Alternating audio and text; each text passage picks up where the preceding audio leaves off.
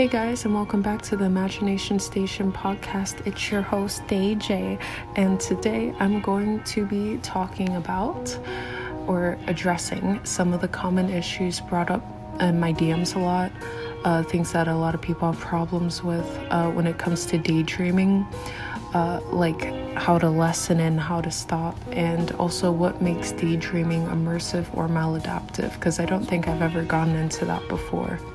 So most of the DMs I get on Instagram is from people who say they daydream too much and they're worried about the contents of their daydreams, or they're unsure whether or not what they daydream about is normal, or if they're still immersive or a maladaptive daydreamer.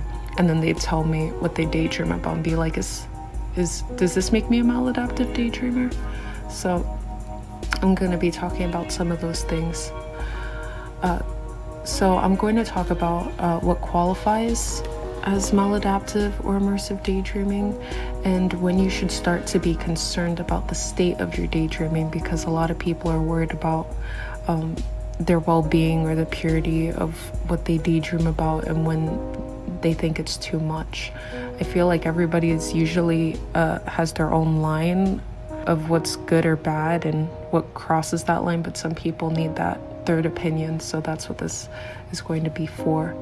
So first, what makes a maladaptive or an immersive daydreamer is not your trauma or your history. Sometimes it is, but usually it's not what it's defined by. It's about how often you daydream and the emotional attachment that you have connected to your paracosm, aka your daydreaming world, in case you didn't know what paracosm means. If you can't go for a long car ride without imagining yourself somewhere else, where you have a world that you escape to regularly, where you can be immersed and forget about your daily life, this probably includes you. Whether you daydream about fiction, non-fiction, your friends, romance, action, etc., a daydream is still a daydream. Now, having an active imagination isn't inherently bad, but a lot of people ask me about what draws the line. If they're a bad person because they think of scenarios like fighting, abuse, or murder, etc. I know this may seem obvious to some people, but in case you're unsure, if this is the only quality or the main viewpoint in your paracosm, it's not healthy. Maybe you're trying to feel something you never got to, fight off something you didn't get to in reality, but overall, daydreaming about these same things over and over can be really harmful to your health in the long term. You don't want to fill up your mind with these things because you teach your mind what to think about, especially when you're putting an effort in to make it feel realistic and to feel like you're actually there. As you get older, these scenarios won't leave you. It's still a memory. You're creating memories. You don't want to be put into a place in the future where these scenes are what your mind offers you back as a solution. In other words, if this is how you imagine taking out your inside feelings, they might come back out to you in ways you don't usually expect, because the mind works in funny ways sometimes. For example, if you think of a scenario where you're having a fight and you cut off the person you're arguing with because you're just so angry, so you hit them, you're implementing that kind of behavior into your mind. You're teaching yourself to act that way, even if you weren't really that kind of person. This isn't saying that if you think about having a fight, you're just gonna go run out and fight somebody. This is more like saying if you argue a lot in your daydreams, how you handle that argument might influence the way you handle situations like that in the future. When you argue with somebody, how they treat you in the dispute is usually something you'll remember about them. If you're arguing with someone and they name call you, or if they just start yelling, or if they speak calmly, or if they decide just not to continue the argument and just Google the answer, you're going to remember that. And you're going to associate that kind of behavior with that person. So when you're imagining the same scenario slightly altered for hours, how you treat yourself and other people in this world that you've created for yourself, you're going to remember as well. That's why it's important to make sure that you're putting yourself in the right headspace. A lot of serial killers and murderers spent their lives daydreaming about torturing others and murdering others, and getting back, and one day they just decide to do it, and then they become horribly infamous people, which is why when I get DMs and comments about you guys, not all of you of course, but some people will DM me or comment and say that they daydream or they fantasize about these specific situations, I do get a little bit concerned, because if you're at a point where you feel like you can't stop, you need to see a counselor or a therapist or psychiatrist. It's definitely a good option, because you don't want to keep replaying these things, because that's what your mind's going to be filled with, even when you don't want to really think about that anymore. Which is why a lot of people, even when they don't daydream about those kind of things, their scenarios come back to them. Even if you just daydream about eating an apple every day, you might eat a banana and then you daydream about eating your apple while you're eating the banana. Like, it's very common. So for the other topic, I wanted to give you guys some advice on slowing down your daydreams and some advice on how to quit. So, understanding why you want to stop. Some people can't stop because they can't focus on, some people want to stop because they can't focus on the things that they need to. Some people want to stop because they feel like daydreaming is controlling their life. Some people think that they want to stop because they feel like they're ruining the well-being of their mind with their scenarios. It's not for everybody, but realizing why is always the first step. And also realizing, for people who don't daydream, realizing that you can put yourself almost anywhere. With just enough focus and immersion can be addicting. I mean, it's like a kid playing with sticks, pretending they're Harry Potter. You know, they're always gonna want to pick up that stick, and because they can shoot shit out of it, they can fucking go Expelliarmus and hit their opponent, you know, then they want to do it every day. And that's why some people, they have kids and go, oh, little Jimmy, he's always going outside, pretend to be Harry Potter with the sticks. Fucking course he is. That's cool as shit. Sorry. But number one, here's like one of my best advice for you guys, is to start timing yourself. If you pace for hours but don't really keep track, set a stopwatch on your phone. When you start to pace, and when you're done, and the stopwatch, and write down the hours or the minutes that you daydream for. When I started doing this, I was 17. I realized that I would go for 2 to 3 hours at a time every day, with multiple sessions a day. I'd do a 1 hour session here, 3 hours there, and holy shit, I did not know I daydreamed that much.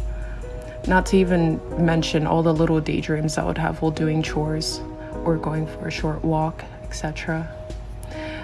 Then after knowing the average time I would spend on daydreaming, I would set a timer instead of a stopwatch. What I did was, I knew that when I got home from school, the first thing I was going to want to do is daydream for at least 3 hours in the bathroom. So I would start setting a 3.5 hour timer.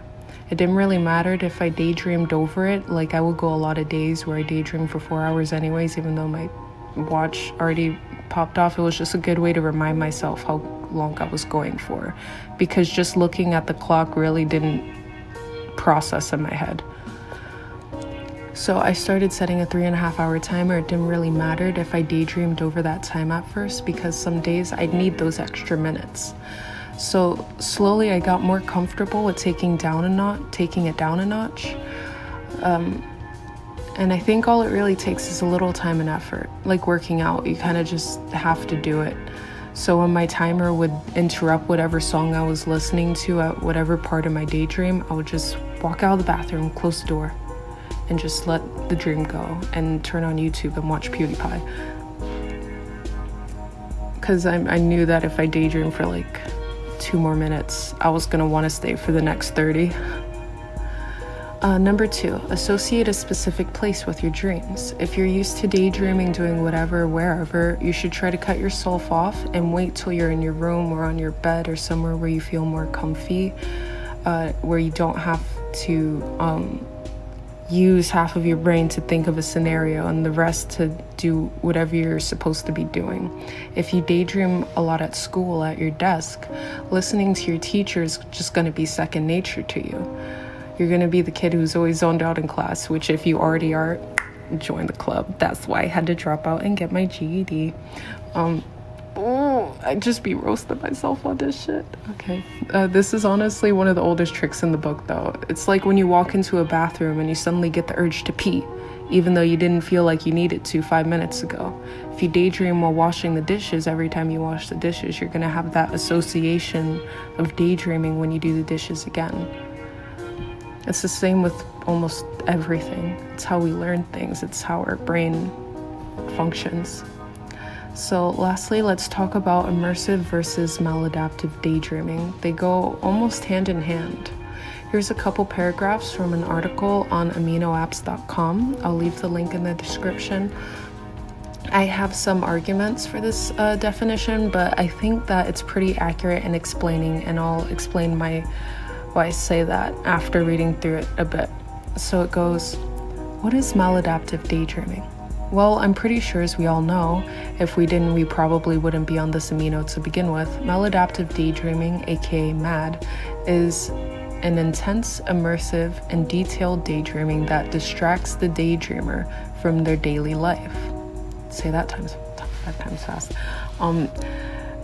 It often dominates their life and impacts their relationships, sleep, personal care, and grades. Triggers include music, films, long car rides, boring math classes where the teacher gives you a booklet's worth of homework every day, and so on. Some of the symptoms that come with maladaptive daydreaming are pacing, rocking, talking to themselves, pacing, repetitive and or stereotypical and stupidly dance-like movements that can sometimes cause you to knock everything off your desk, and pacing. Oh, did I mention pacing? Maladaptive daydreaming is usually, but not always, caused by loneliness, trauma, and is mainly used as a coping mechanism. That's kind of funny. It goes on to say, well, essentially the difference between immersive and maladaptive daydreaming is how it impacts your life. If your daydreaming virtually doesn't impact your life, then I would say it's immersive daydreaming. If your daydreaming has become an addiction and it impacts your life in negative ways, I would say it's maladaptive daydreaming. Both are still daydreaming, though I think it's important to know the difference between the two.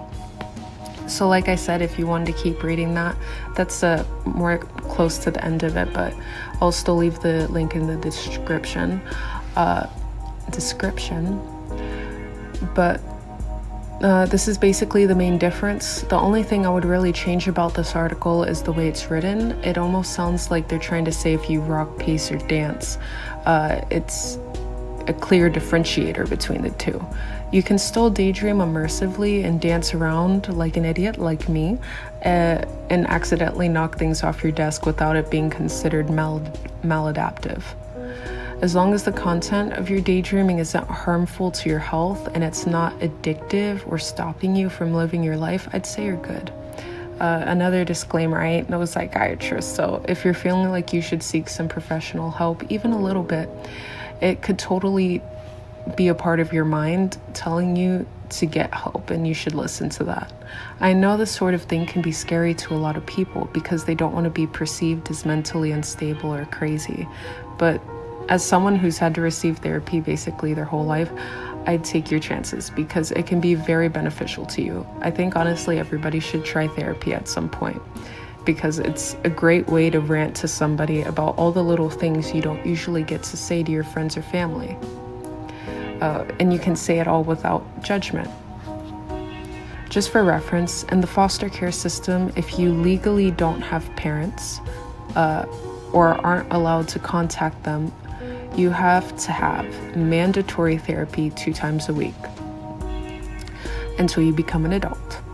And because of this, I've had so many therapists. I've had dozens of therapists since I was 12 because I didn't have legal parents. They both had their custody taken away and I wasn't allowed to talk to them. So I never told one of them about my daydreaming world until I was 17. It literally took me until I knew what the name of maladaptive daydreaming was called, thanks to Google, to feel comfy enough to say it to somebody. I always thought if I told somebody I would have conversations with people who literally didn't exist. They would put me on some sort of psychotropic medication, which they probably would have. Turns out all I had to do was tell them beforehand that I knew this place was in my head and it didn't exist in reality, and I would daydream about myself in there to help me move on with life. Then they would be like, oh, okay, so you're not having hallucinations, you're just daydreaming. To which I would be like, yeet. It doesn't sound that hard in retrospect, but I was terrified of the possibility that they would take my word for granted and switch it around on me and be like, she seems schizophrenic, let's give her some schizophrenic medication, which can make you schizophrenic if you don't actually have that problem. So all that happened afterwards was really just a great session where I got to spill all the tea on my paracosm to my therapist, and my therapist added in notes about how it reflected on my own point of view on the world, and also how a lot of it relates back to me. And it turns out therapists are great at that sort of thing. So I hope this helped y'all. I hope you guys were able to take something from this, and I'll see you all on Instagram. I should be posting more memes soon.